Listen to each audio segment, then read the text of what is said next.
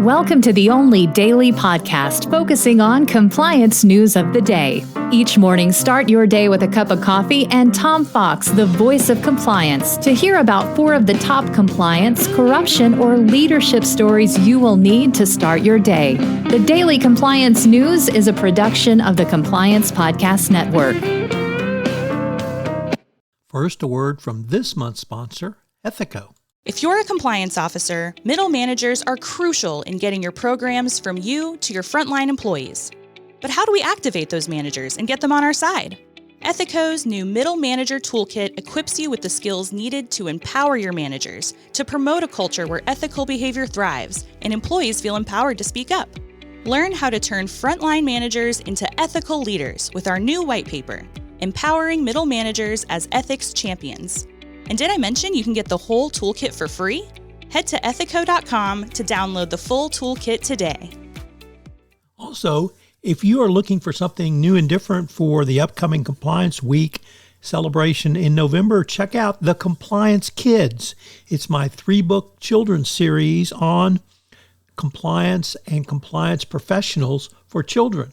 But they make great gifts and great training tools for your employees. You can check it out on Amazon.com. We've linked to it in the show notes. The Daily Compliance News for October 18, 2024, the Get Some Help edition. And we begin with that story about the former chief financial officer of Tyson Foods, John R. Tyson, the son of the company's chairman, has pled guilty to drunk driving, or in Arkansas, DWI, driving while intoxicated, and careless driving after his June arrest on these charges. He is the great-grandson of the company's founder. This was his second run-in with law enforcement over his drinking. I really hope, John, that you will get some help. I hope you've been to rehab. If you haven't, reach out. There are plenty of places that can give you help for alcohol abuse or struggles with alcohol. And if you know anyone that struggles with alcohol, please tell them there's help available. Next up from Al Jazeera, Kenya impeaches the deputy president over corruption and undermining the government. The upper house of the Kenyan Senate voted to oust Deputy President Rigathi Gachagua in a historic impeachment vote. The Senate found him guilty on one charge and removed him from office.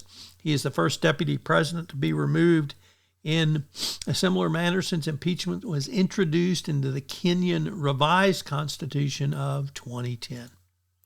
Next up, do not abuse your meal credits at Meta. Why? You'll be fired.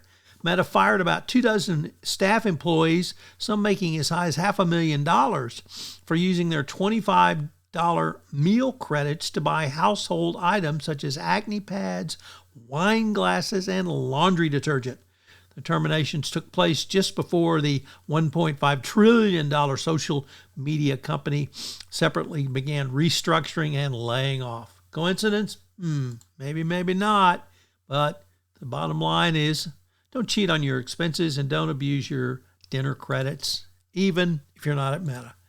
And our final story comes to us from TechCrunch, which reports that a new LLM framework is taking its first stab at benchmarking big AI's compliance with the new EU AI law. This is one of the most complicated pieces of legislation I've ever had the privilege to read. So this new LLM hopes to benchmark for compliance with the law. It's called Lattice Flow AI. I hope you have the chance to check it out, because maybe it can help you in your compliance with the new EU AI law. I hope you have a great weekend. As I mentioned at the start of this podcast, the sponsor for the entire Compliance Podcast Network is Ethico. Well, Ethico has a great new offering this month for you, a toolkit for middle managers. This is something that you, as the compliance professional, can use to move your compliance program forward by giving middle managers the skills necessary to answer a call for speak up, or when someone comes in their office and raises a concern. I can't think of a tool that will be more valuable for you in the current era of enforcement. The Daily Compliance News is a production of the Compliance Podcast Network and a proud member of C-Suite Radio. Thanks so much for listening. I hope you'll join me again tomorrow.